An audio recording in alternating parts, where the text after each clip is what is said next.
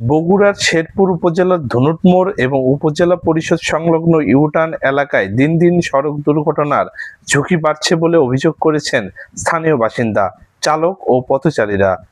তাদের দাবি, ব্যস্ত এই দুটি পয়েন্টে পর্যাপ্ত ট্রাফিক নিয়ন্ত্রণ না থাকায় প্রায় ছোট বড় দুর্ঘটনা ঘটছে।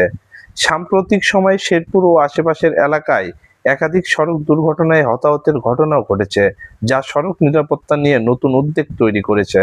স্থানীয়দের ভাষ্য, ধনুট মোড় দিয়ে ঢাকা বগুড়া মহাসড়ক এবং শেরপুর ধনুট আঞ্চলিক সড়কের বিপুল সংখ্যক যানবাহন চলাচল করে।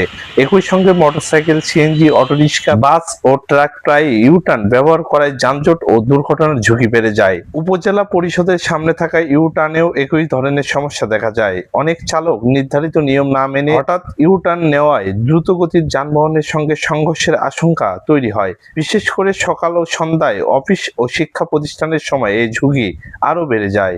স্থানীয় ব্যবসায়ী ও পথচারীরা বলছেন, এসব স্থানে নিয়মিত ট্রাফিক পুলিশের উপস্থিতি, গতি নিয়ন্ত্রণ, স্পষ্ট সড়ক চিহ্ন এবং প্রয়োজন ব্যারিকেড বা সিগন্যাল ব্যবস্থা চালু করা হলে দুর্ঘটনা অনেকাংশে কমানো সম্ভব।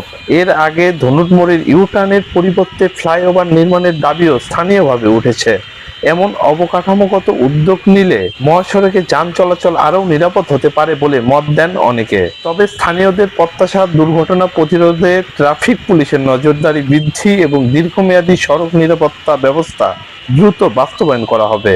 আপনার মতামত কমেন্টে জানান। ভিডিওটি ভালো লাগলে লাইক, শেয়ার করুন এবং এমন আরও তথ্যভিত্তিক প্রতিবেদন পেতে আমাদের চ্যানেলটি সাবস্ক্রাইব করুন।